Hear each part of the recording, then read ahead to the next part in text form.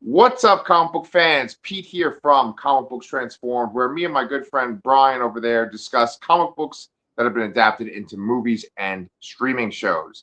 We freaking love Invincible, and we have been covering Invincible season 4. So far, there have been 5 episodes released, and we're up to date after we do this recording.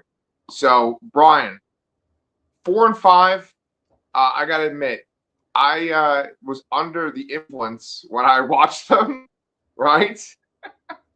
And I can't tell. I need confirmation. Like, I think they might have been the greatest fucking thing I ever watched, but am I just maybe being influenced there? Okay, so I mean, in my opinion here, the episode 4, which really centers on Damien Darkblood and Invincible getting sucked into hell temporarily, was probably one of the weaker episodes in the series. I think. I mean, it's hard to say that, I guess. But what I'm saying is, I feel there was such a vast difference in between that episode and the one that followed after it, which was so good. Okay. I was kind of like, why is this taking so long for the most of the episode?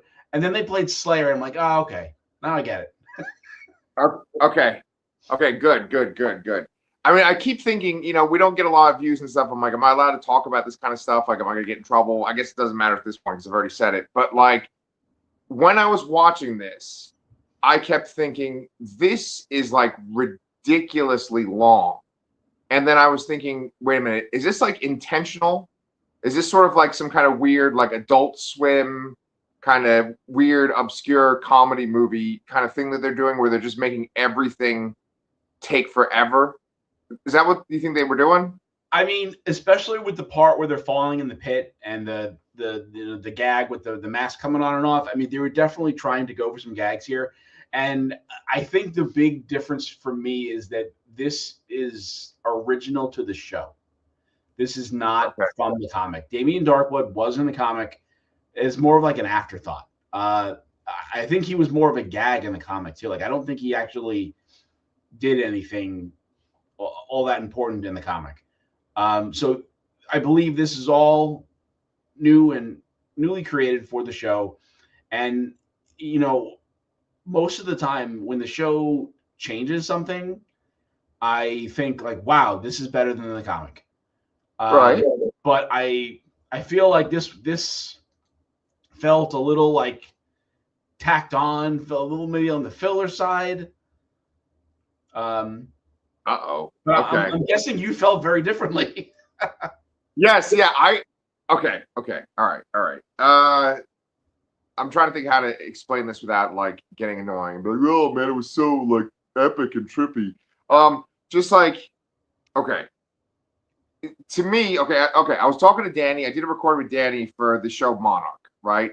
And I felt like with Monarch, it's like the Daredevil show that we also watch and talk about, and a lot of other shows that we cover, where it's like almost like it's just there to exist, just for people to watch it. There's no kind of artistic depth to it. And I feel like those shows, it's very much like you get to a certain story beat, scene's over, you do some kind of like noise where like, it goes like, and it's like characters looking at each other because something dramatic just happened. You cut to the next scene. With this, I was like, wait a minute. Like, this felt like it was going to be a side scene, and then all of a sudden it became like this like 15-minute sequence. And like, I was like, oh, this is totally different. Like, when the episode starts, I'm trying to think like, what's the very first fucking thing? Because it's not Damien Dark when it first starts. Damien Darkblood.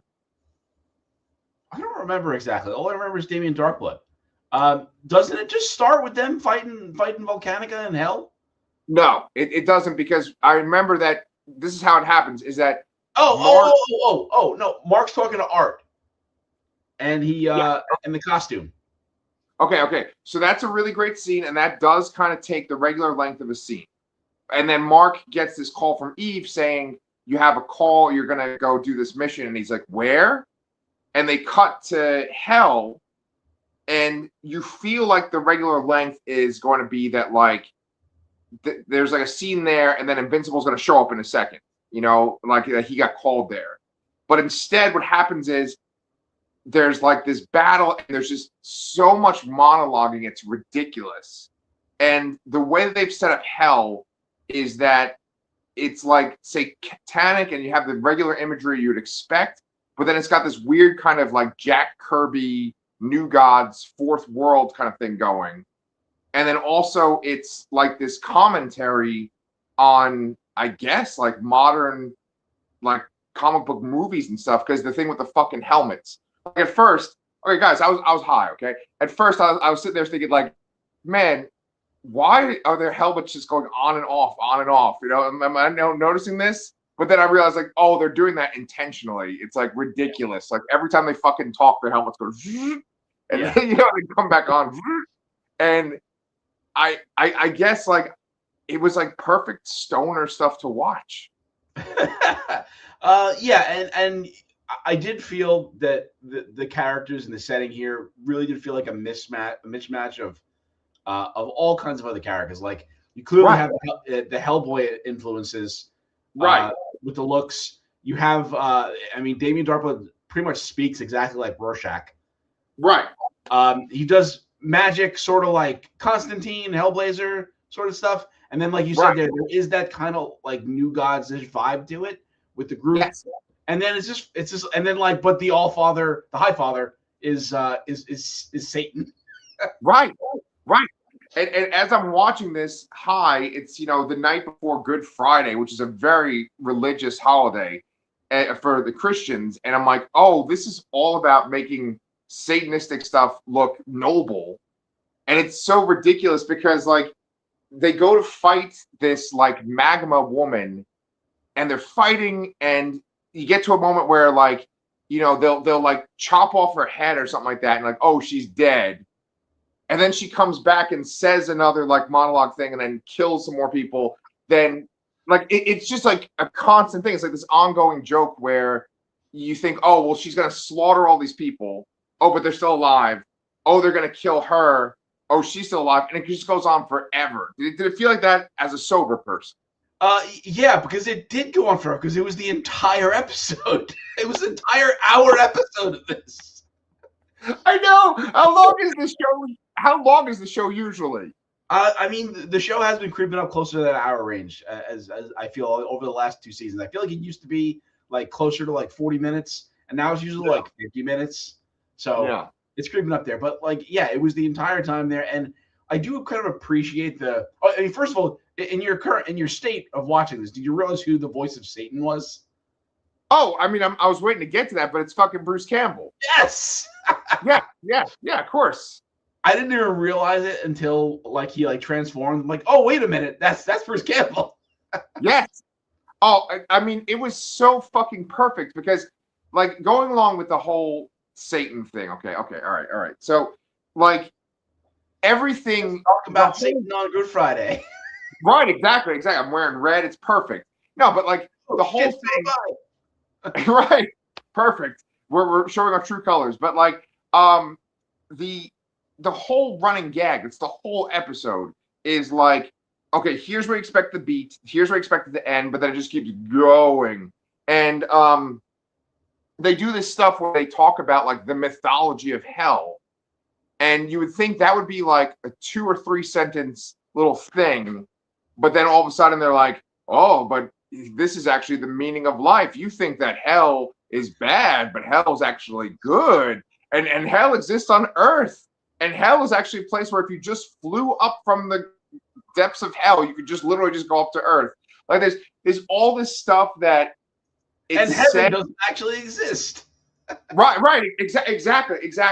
And so like the Invincible part, when he's talking to Damien Darkblood, it's like such a like throwaway kind of casual thing. Like Damien Darkblood will say something, and then Invincible's like, huh.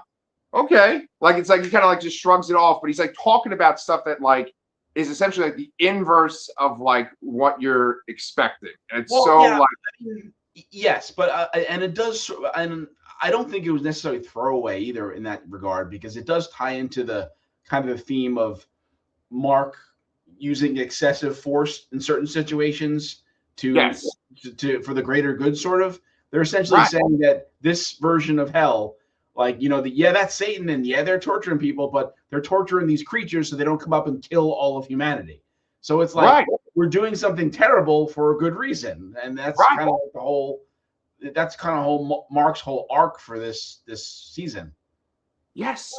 And I mean, I can see clearly that like I was way more into this episode than you were. I won't like rag about it so much more, but I just want to say two more things. Like, it does affect Mark.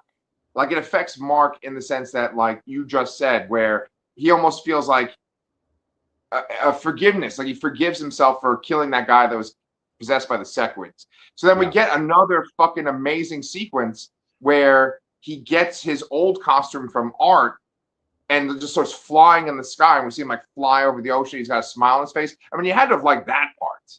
Oh yeah, that was great. Yeah, no, I don't think it was bad. I just think that in comparison, was. I mean, every episode of the show is great, out of this fucking world.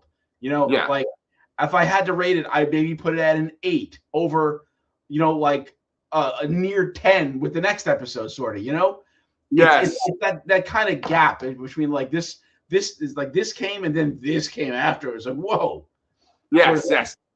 Well, listen, Brian, just get high and you will rate it a 15 out of 10.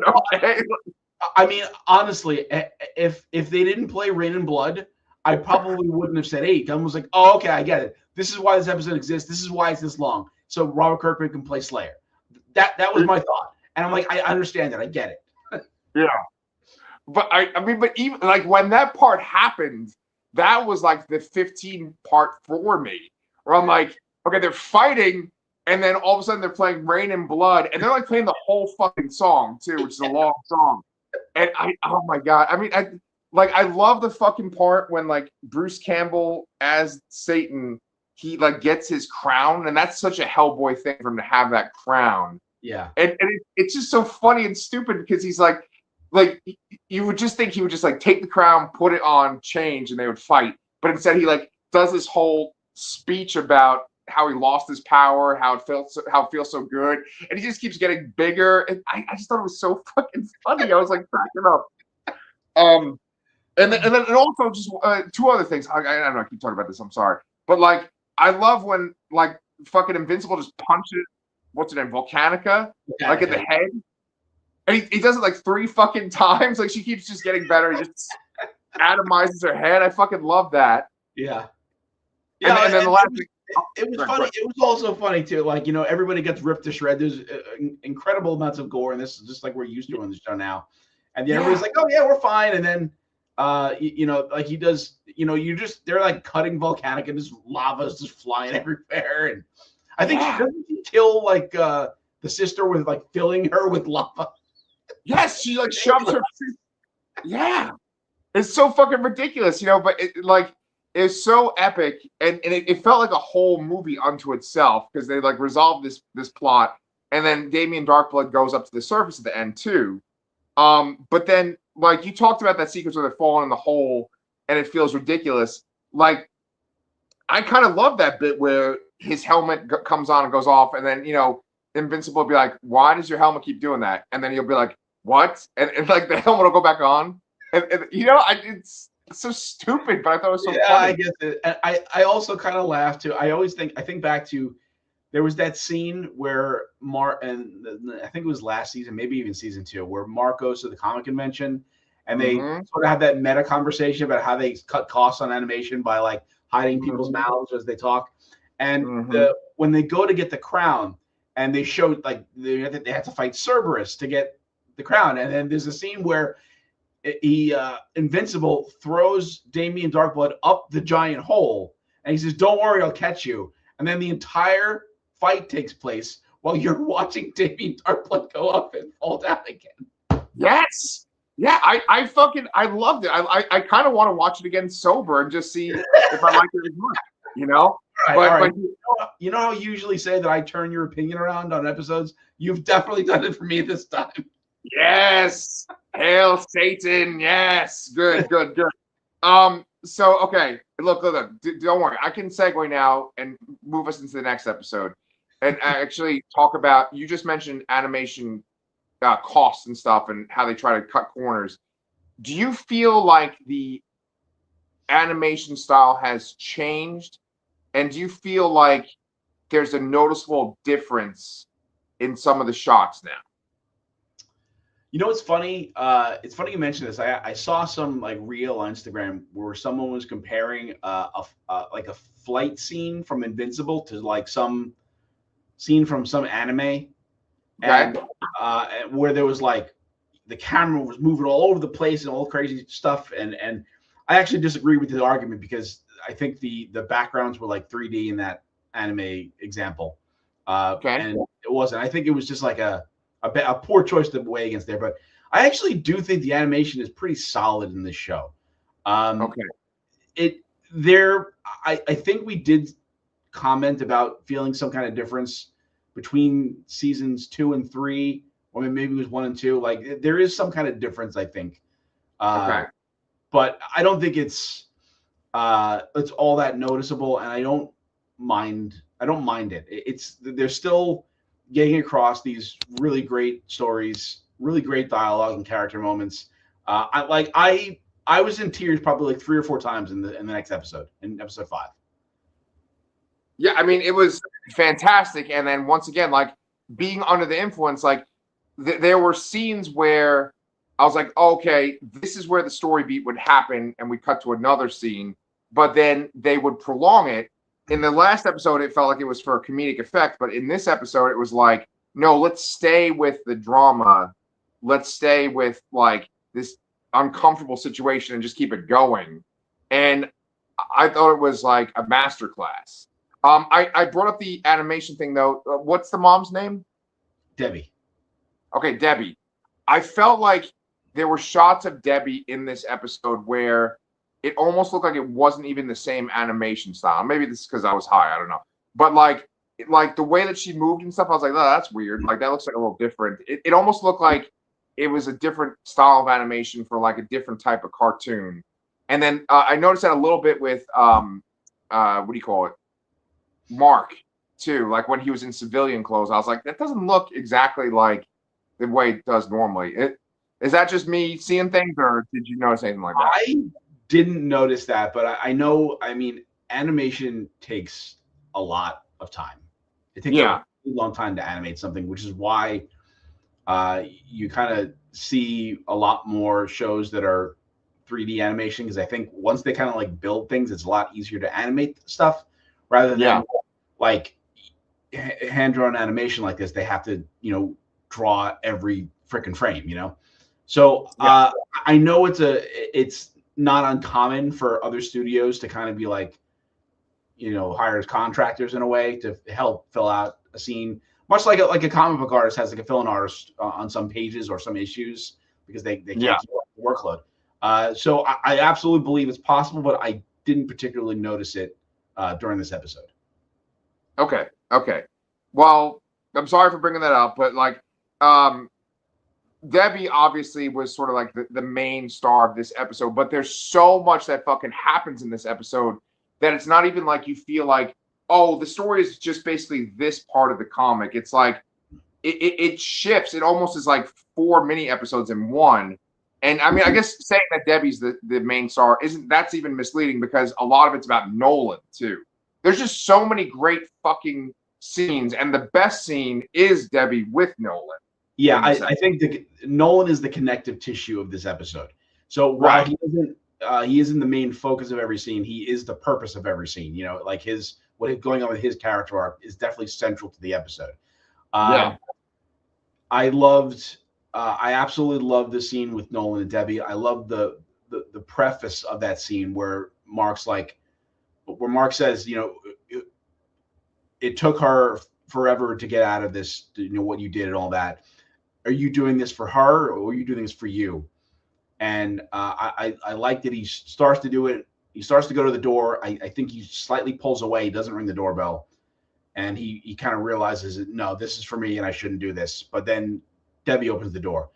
I thought this scene, the weight of this scene was incredible. Mm-hmm. I feel it was different than the comic. I feel like she was she was more sad than angry, and I'm but like I remember them getting back together like fairly quickly in the Mm-hmm. and I'm kind of wondering if they're going to do that here. Right. They also kind of shuffled Paul off like pretty quickly in the comic. Like he's like gone by now basically, and then you Yeah. don't see him again. I'm really wondering if that's going to be different for the show, and I think it's a smart choice to explore. Yeah. Yeah. I mean, Brian, like at one point last night, I was gonna text you. It was like one something in the morning, and I was gonna be like, "This is so fucking amazing!" And like that was before the end of it, which is ridiculous. We're gonna go into that in a second.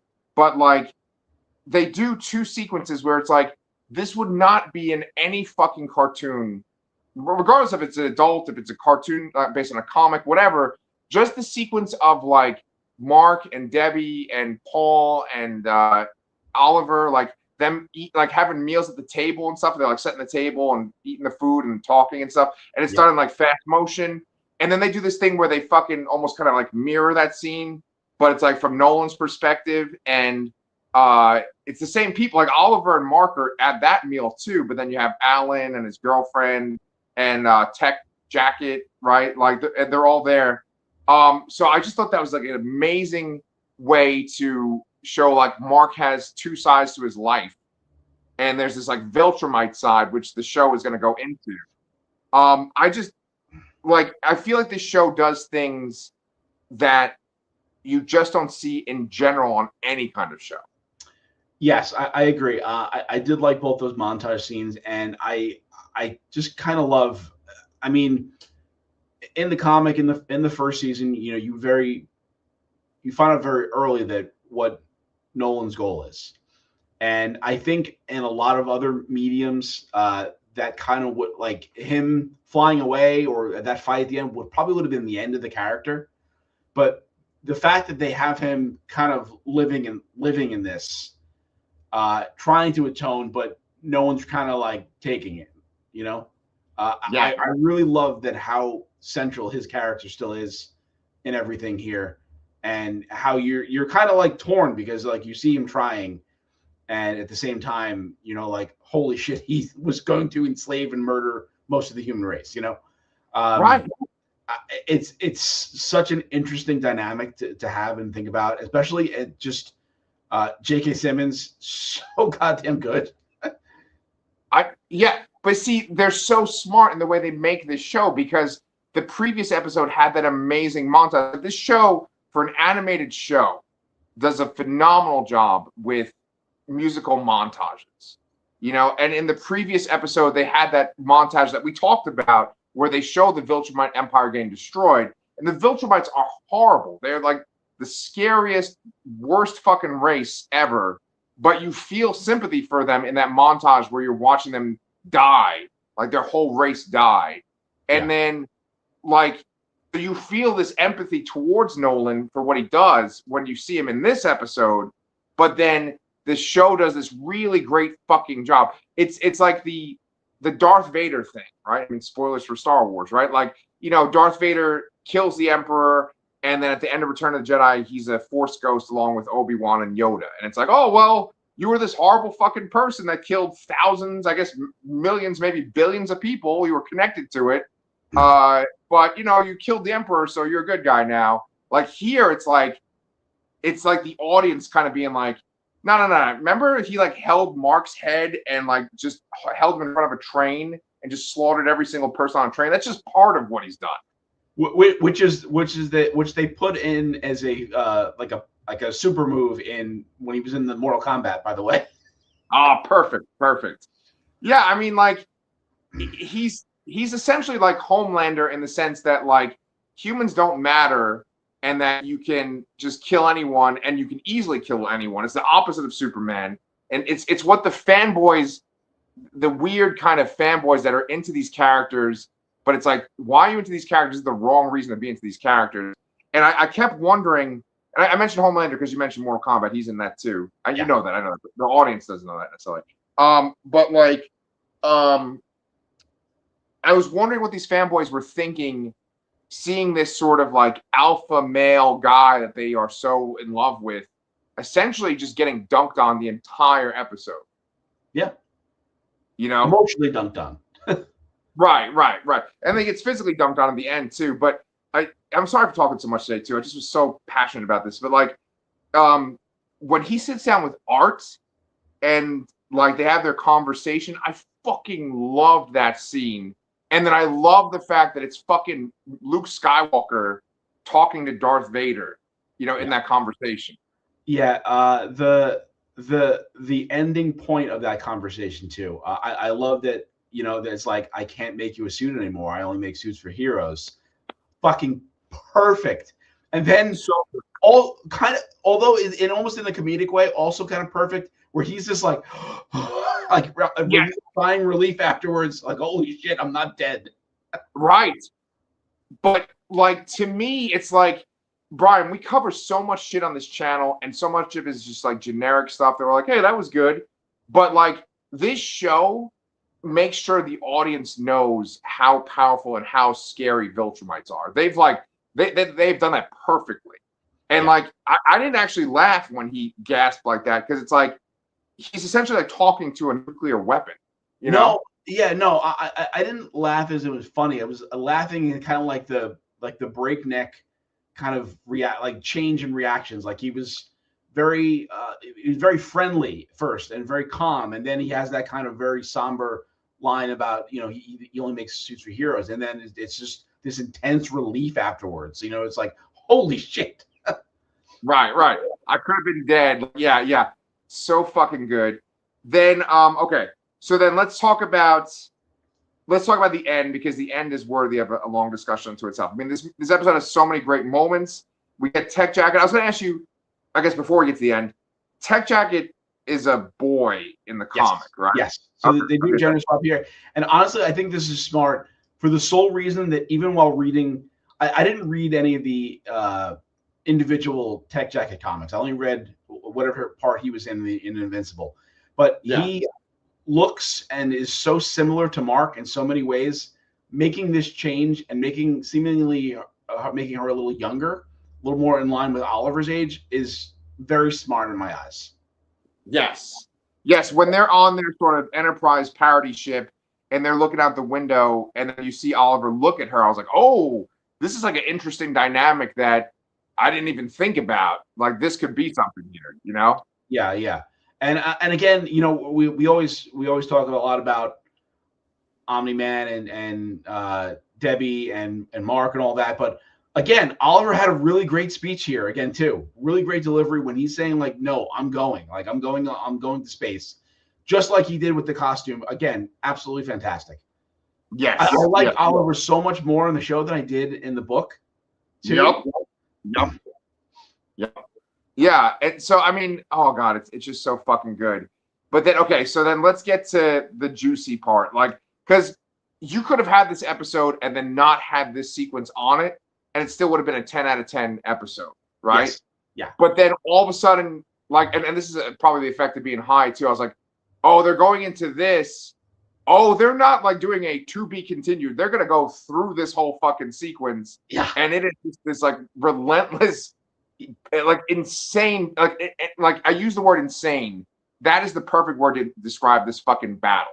It absolutely is. I'm really appreciating too, like, you know, we both read this entire comic series across different periods. You read it kind of while it was around and being published, and I read it all in bulk a year or two ago. But I don't remember everything, but I remember like little bits and pieces. So it's still exciting to see this stuff, because I don't remember everything, but I'm like, oh yeah, I remember that part. But this thing, holy shit, they're doing that. Yep. You know, every fucking scene, and it's fantastic. I also have to comment. I know this is really kind of like a sci-fi cliche, but I absolutely thought of Transformers the movie when they shot the bridge off of the spaceship. Yeah. Right. It's a Transformers thing, which of course we know Robert Kirkman loves, but then also it is a Star Trek: The Next Generation thing, because they're able to separate the saucer section from the back part too. So it's both in one. But essentially we have Conquest and two other Viltrumites attacking the ship that has Alan, Tech Jacket, Mark, Oliver, and Omni-Man. and it's a whole bunch of sequences where people are fighting Viltrumites. The Viltrumites are about to like slice them in half or punch them, and then like another hero will like slide in and hit them. You got Nolan saving Oliver, Oliver saving Mark. Like it's just left and right, a whole bunch of things, and then we get this sequence where Mark fights Conquest, and like I used the word insane before because you literally feel that it's like these godlike beings that are like fighting with every bit of their ability to kill each other. Like you could just feel it. And I feel like this can only necessarily work in animation because they are like with their whole will just trying to murder each other. And I don't know if like an actor can necessarily do that because it's almost like physically impossible to show that. Does that make sense? Yeah, I think it would have to be accomplished with like CG and all that. Yep. Yep. And maybe it could be pulled off. You never know. But I think it works. It's easier to pull off an animation for sure. Yep. And just the sheer brutality of this. Just Mark is just like death grip around Conquest's neck. And I loved how you slowly saw the blue, in the front of his face. I love that, how it got worse and worse over time. And then obviously, what Conquest does in response to that.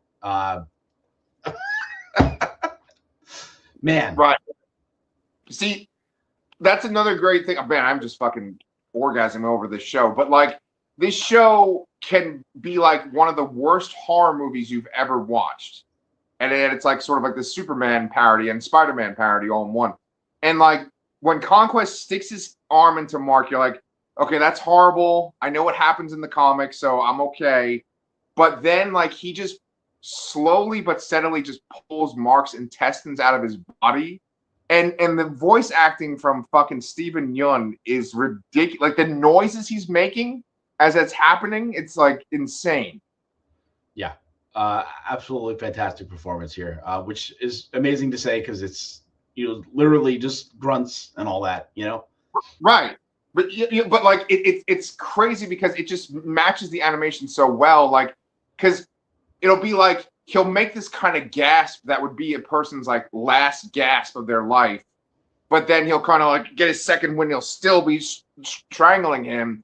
And you just feel it, and it just keeps going on and on. It is the inverse of the stuff in the previous episode, where it just keeps going on, but it's like it's going on to the point where you're just more and more uncomfortable. You know, 100%. Yeah. So I wonder what it's like to experience that as someone who's never read the comic before. Yeah, it's sad because you're the only person I know that watches the show. So. Kristen has attempted to watch it, and not that she doesn't like it, but she's been stuck on the first like episode or two for years at this point. It's just whatever. I don't know why. She has to keep repeating it, falling asleep, blah blah blah. I don't think it's a lack of interest or anything like that. It's just some weird circumstance.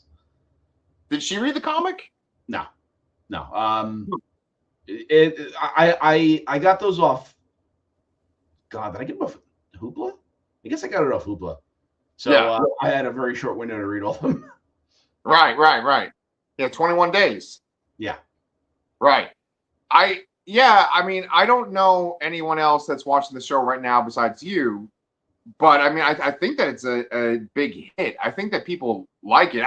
That's another thing, like just being high is that like I remember seeing certain things and I was saying to myself, I was like, wait a minute, I've seen this, right? How did I see this? And I think that I saw it like on TikTok or social media where they showed little bits of this, but they did not show Conquest like slaughtering Mark like that.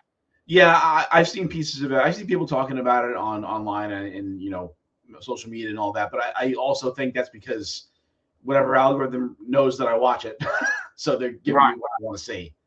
Right.